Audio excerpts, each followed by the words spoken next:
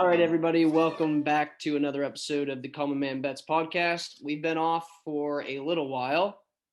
Sorry about that. It's been a crazy weekend with all the sports and everything like that. And we have made the decision to go down to once a week for podcasts. We'll probably send them out about once a week on Wednesdays is kind of the plan from now on. And if you want to find more up-to-date picks or anything like that, just follow our Twitters. So today, starting with, I'm Zack here with you. We got John LAT and Lance Slots. Today's going to be a lot of March Madness because that was what basically encapsulated the world over the last weekend. Then we'll go into some Twitter news and maybe go into some golf if we can figure out the brackets or the tournament style of the tournament this weekend. So without further ado, welcome to March, I guess. This is March. That was an insane opening weekend. I don't even know how to describe it. I feel like every year I'm like, this is an amazing March, but I feel like every year it's about the same craziness. Well, one of the good things is like it actually lived up to like a true March of Madness because there was upsets all across the board. You know, the top dogs stay the top dogs. And it shows you out of especially those Saturday and Sunday games, every team has a chance to win. And the only favorite that I like right now that is just going out and just beating teams up and down the court, and that's Kansas.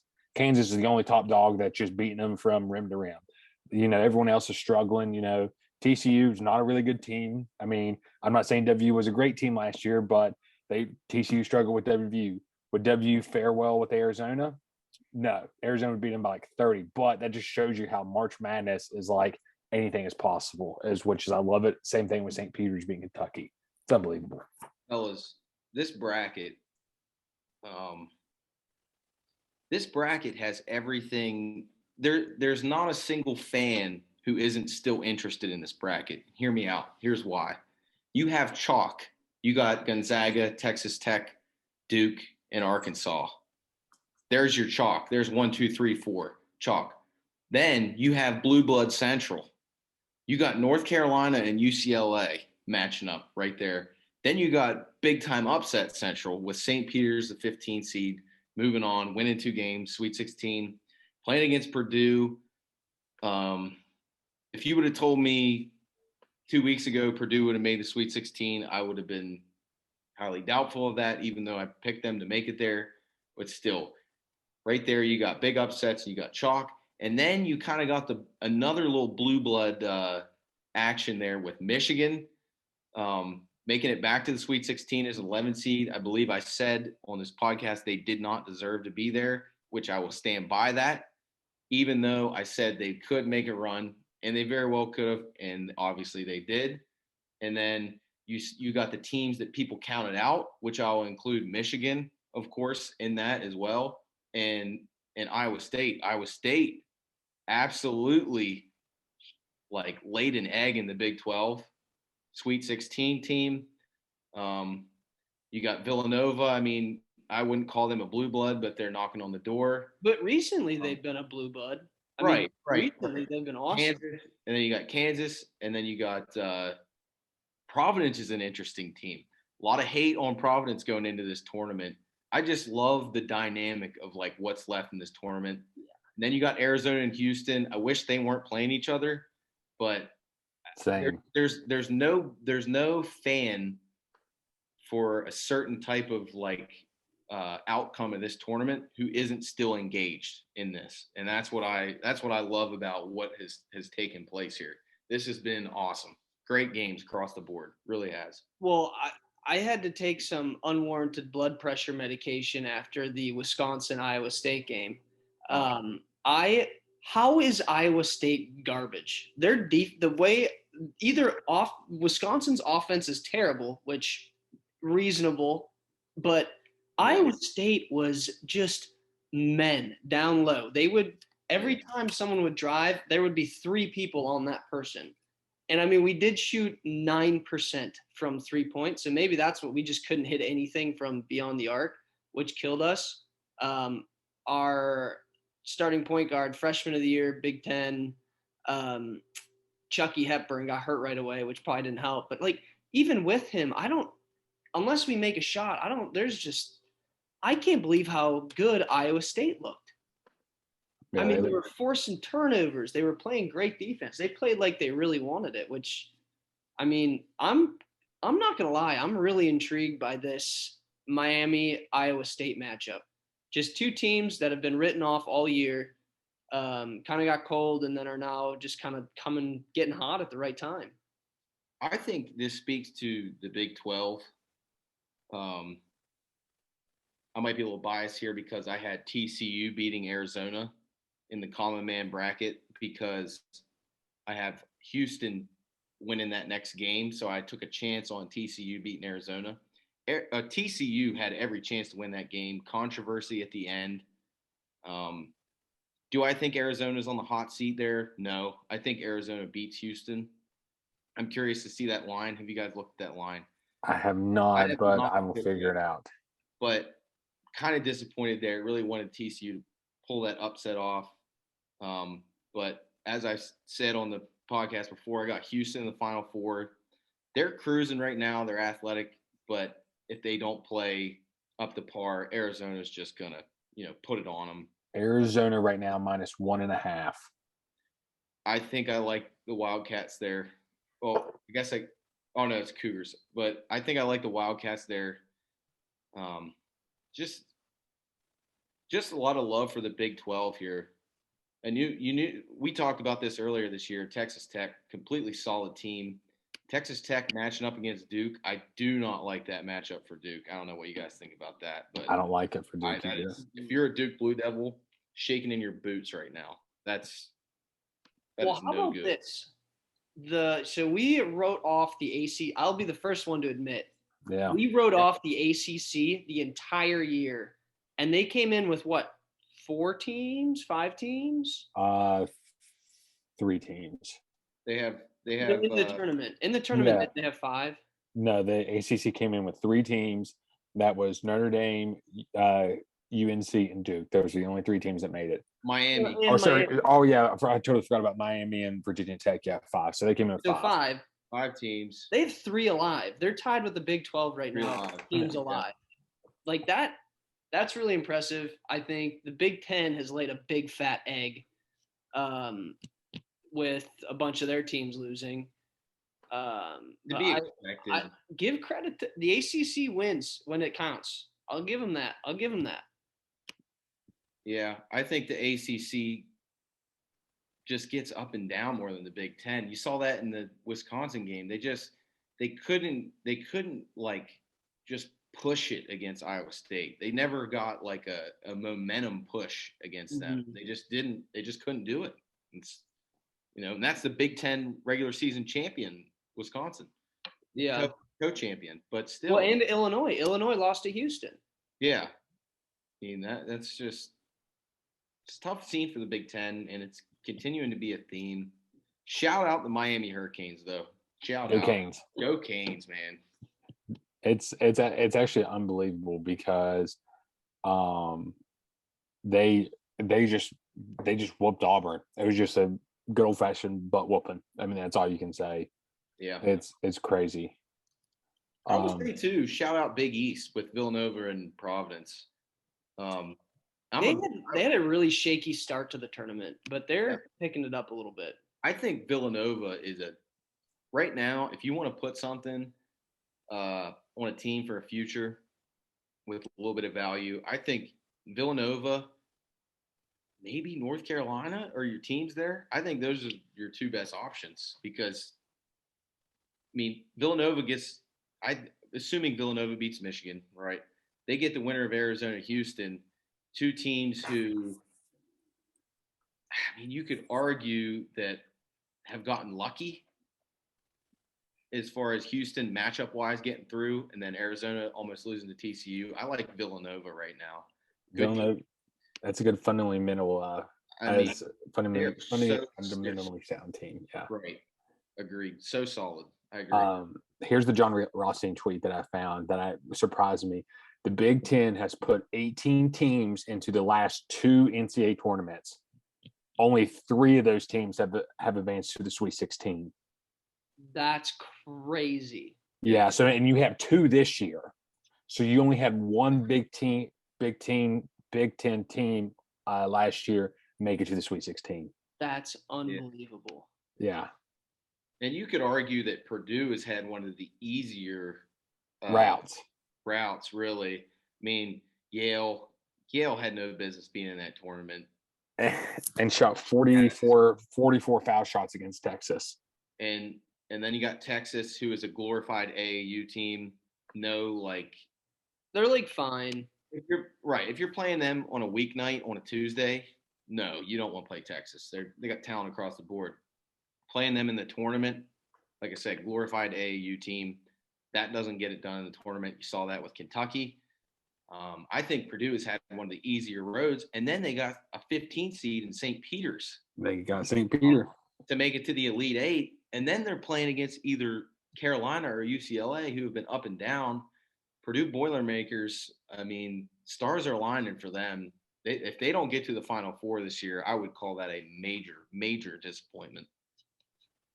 Yeah. Hear me out on this one. I think Providence has actually had a pretty easy route.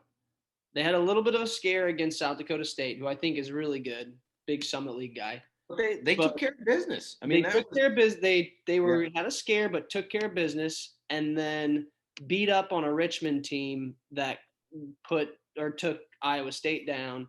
Probably coming off a little bit of a high, coming off of like a tough game, and just beat the brakes off of them. Which, I mean, Richmond and Providence should never be in the same gym unless it's early season. That's also true. I think Providence is going to get absolutely pounded by Kansas. I give props to Providence for this season. They're some dogs. I know hand up. I was a hater. Not a hater, but I was a non-believer in Providence as far as them in this tournament. They made it to Sweet 16. I mean, they're there. They got to play the Jayhawks, which is a completely. I think in that game, you talk about a sound team right now. I think Kansas is going to go up 10-ish at half, and then Providence is going to bring it to like within 5 with like 10 minutes to go to keep it interesting. You got a line on that. You got a line on that. I'll give you a line here. Freaking murder them in the down stretch. Right now, Kansas -7.5. Well, let me just run through all the lines real quick. You got Gonzaga 9.5 point favorite over Arkansas. Villanova 5-point favorite. Texas Tech right now is a 1-point favorite over Duke. Yeah. Arizona is a 1.5 point favorite. Purdue's is 12.5 point favorite. Kansas 7.5. UCLA 2.5, and Miami 2. That's what you're rolling with. 2.5 point favorite. I think for who is Miami just a 2-point favorite. They're 2-point favorite. The way Iowa State played, I think I'd look at Iowa State on that. I just think Miami's a lot more athletic than Iowa State. Iowa State's like the classic Big 12 team that's like, I'm not going to say they're slow, but they're a lot slower than they're slow, big time offensive rebounds. Yeah, and that's the thing was this Miami team. I mean, Auburn was one of the fastest rim to rim teams in the SEC, and Miami just out hustled them and beat them rim to rim and just took care of business. Can Miami make 3? I can find out what 3-point percentage was. I think Miami's thing is they're athletic and they're relentless, getting up and down. They got that Isaiah Wong dude who is like a freak athlete. But Iowa State has Brockington, who I think can cover Isaiah Wong wire to wire. And the other thing with I just watched that game in complete frustration. And I think the way Iowa State's defense played, if you have a team that can make threes, you're going to lose, which is why I think they lost in the Big 12 all the time. Because they develop and then kick it out, drain 3. But if you have a team that all they do is drive, I think Iowa State is a great matchup just because all they do is collapse in and then you're getting triple teamed on the block, which I feel like Miami's kind of been known for that. Or am I thinking more Florida State? Well, probably a little bit of both. But so here's the statistics regarding the Auburn game. They shot 48.5% from the field. They shot 20% from three. They only made 3 3-pointers. Okay. They forced 13 turnovers and they got out rebounded by 8 rebounds. They only had 6 offensive rebounds over Auburn's 17 rebounds. So they're not like Iowa State in this matchup. You know, like I said, it's just athletic beating them rim to rim, you know, just getting buckets. Yeah. Yeah. So wow. And they won by 18 points. People forget 18 points. But I tell you what, Arkansas covers 9.5. I'm just gonna go. I'm gonna be the first one to say it. I mean, Memphis just put them on a bulletin board for everyone to just watch and see how they play, especially getting a week off, letting his players rest a little bit. I think Arkansas has a chance to upset. Vegas is just preying on Gonzaga having that game where they just beat somebody by 25 who's good. I think that's what they're banking on here. I think they're thinking Arkansas is going to be tired. They're going to be drained, and Gonzaga is just going to run them out of the gym. But Gonzaga is that team that you sit there and you watch until the line drops, and then you just it's all over it. And yeah. So that's that chalk. It's that. Even though that's 1, 2, 3, 4, that is probably the most interesting.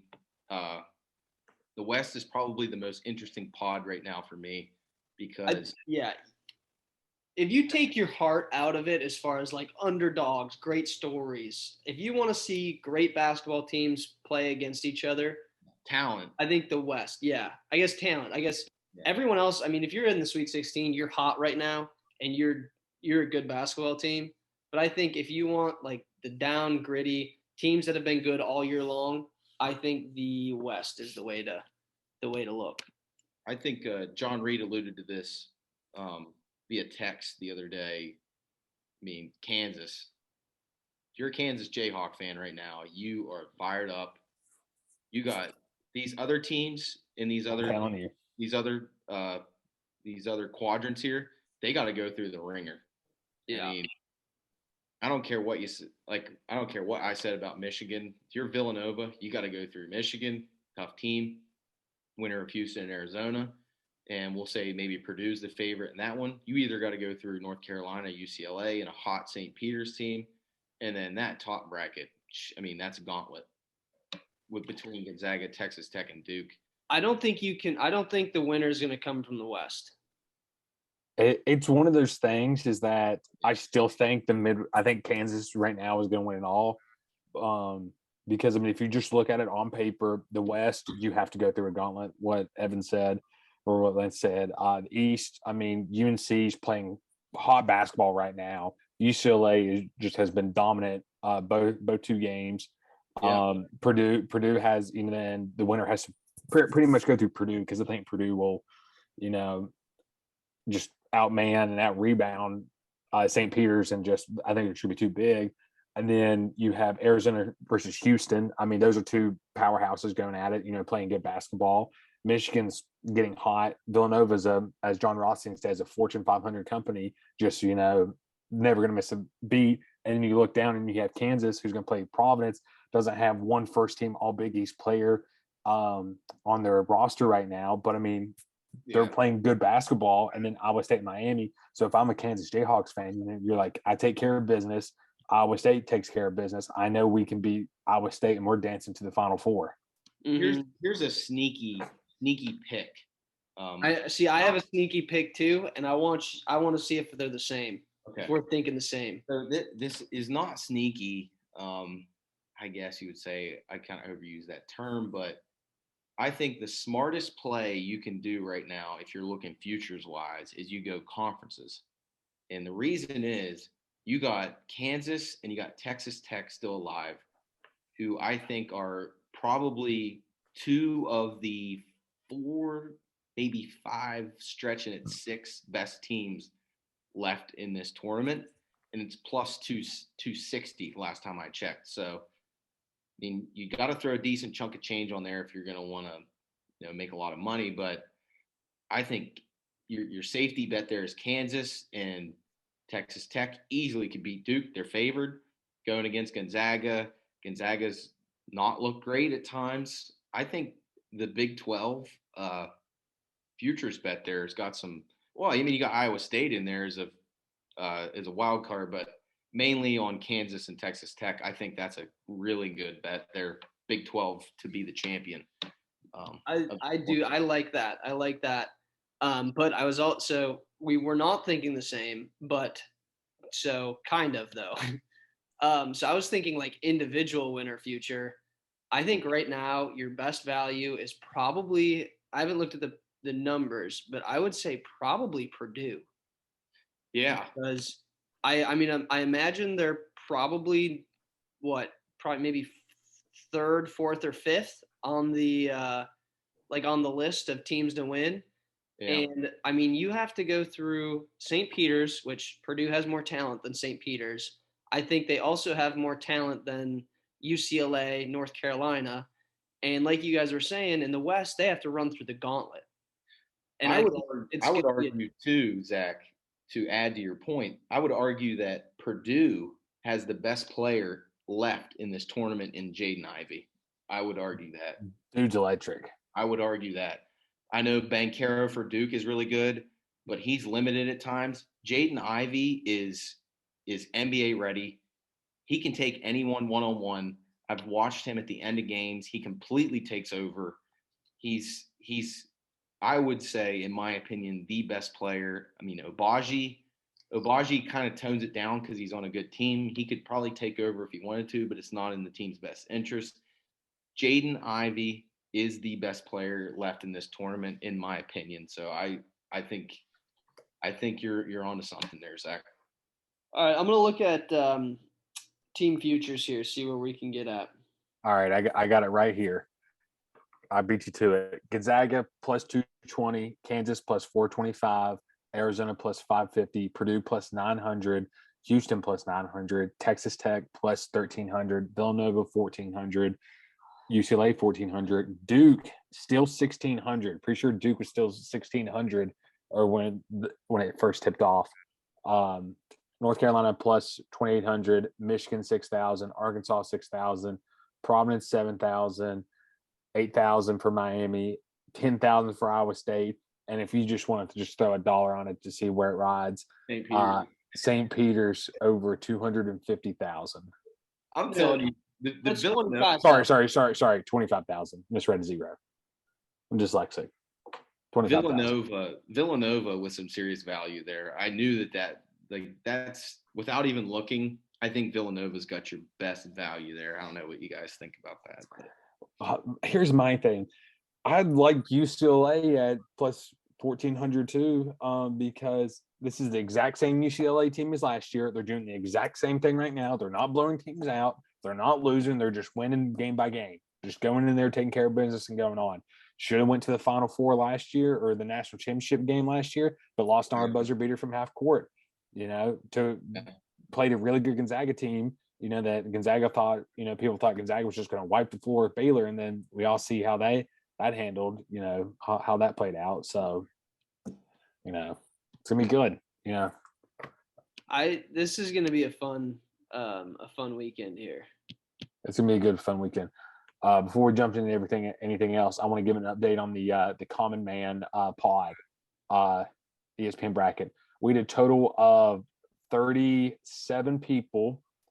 The 38th person, someone had joined, didn't know who it was, didn't fill a bracket, didn't pay, no idea who that was. I'm just gonna give a top 10 real quick. Top 10 goes from 1. It's Tyson. Shout out Tyson, no free shout outs. He's reigning champ, apparently. Max points of 1490. Large Tuna, shout out Tuna, no free shout outs. Then the OG Common Man coming in third with the max amount of points still available. I just sweat one out the other night, live betting Arizona at midnight, just to see if we can win some change. ended up paying out for me. 4, we got Big Yell, tied for 4th also is Mr. Lance.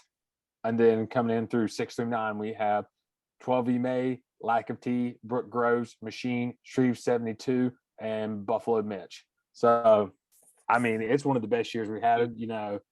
It's or sorry, so this one it's your boy. It's a different Mitch. My Buffalo Mitch lost with Tennessee. Penguin, Cass Weaver, dug in for a bucket, and Bobby Lee Swagger already lost their national championship winners. But you hate to see it, but you love to see it if you're on top. It's getting to that point where you're looking at who's got who in the championship, and that's gonna kind of sift things out. You got Tyson and Large Tuna. They're 1 and 2 with Gonzaga. I'd have to take it looks like Tyson's got the edge there with max points. And then you got the common man himself with Arizona. And with a huge Arizona lead. Yeah. You got Big Yell also with Gonzaga. So you got three people there in the top tier with Gonzaga. Then you got common man there with Arizona. And then you got me and E-May with Kansas there coming in at 4 and 6. E-May's got the advantage on me, even though I'm ahead of him now, points wise. But here's my favorite part about all this.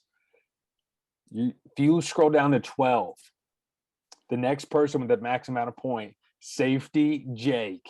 He is a NCAA basketball shark at 1590. So if he came out and had a perfect bracket from here on out, he would win with max amount of points and beat Evan if Kansas won it all by 20 points.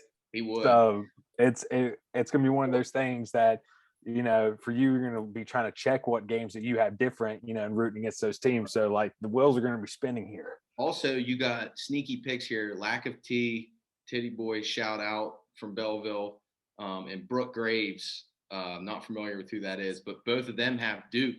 They're the next tier there. So if Duke goes all the way, those two are going to be battling. And then sneaky, you got Double H. Legend.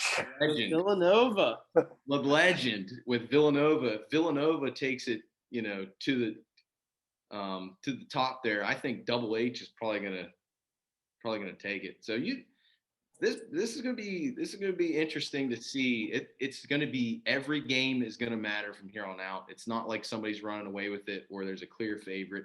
This is gonna be a lot of fun. Dude. All right. Imagine Texas Tech, Arkansas, Houston, Michigan, and Providence win. All 5 of those teams win, and everyone's national champions are wiped out on a weekend. And it's just fighting for just scrum points at that point. Yeah. That's like one of those things. It's gonna be awesome. It's gonna be awesome. It's gonna be exciting. I don't know how much time we got left. We got 3 minutes. 3 minutes. So I think we're probably done with. I don't really have much more. I don't have much more to say. I think we kind of covered everything. Do you guys have Twitter news today?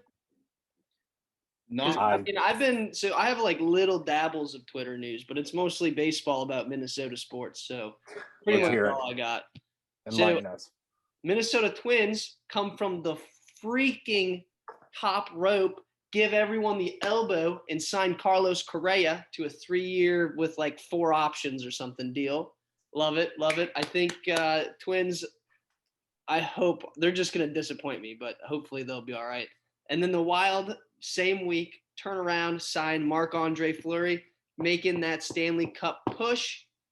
Love to see it. Minnesota sports on the come up. That's all I got. Sorry. I didn't really have that much. I figured out the golf. I figured out the golf real quick. Let's talk about this golf situation because all right, we got 2 minutes. I figured it out. It starts tomorrow. So out of the group, so there's 16. So there's 16 groups. You play within those 4 groups. It's a round robin of that. You play matches Wednesday, Thursday, and Friday. The best player out of each 16 group advances to the next round, where then it is single elimination. It is all based around 1 point if you win the hole, 0 point if you're a loser, half point if you half the hole. Okay. Then you have round 4, which is 8 matches, the Sweet 16, and then that is in Saturday morning. Round 5 Saturday afternoon, which is going to be the Elite 8. Then you have Sunday morning going to be the semifinals, which is going to be your final 4, round 6, and then Sunday afternoon you have your third place and your championship match. So it's basically a giant March Madness that you play 3 rounds of golf Wednesday, Thursday, Friday, and then you break it down into the Sweet 16, and then you basically play one-on-one. That's over my head. That's a lot to digest. It's a lot. We're gonna have to pause, rewind, and then go listen to that over again. Unfortunately, we don't have enough time for that, so you guys are gonna have to do that on your own. But and that's all the time we've kind of got. We'll tweet the picks out. Well, hey, sleeper for the winner right now, JT. Shout out JT. All right. Well, thanks everybody for joining. Sorry it took so long, but see us every Wednesday now from now on. And happy betting, everybody. Go Canes. Go Canes.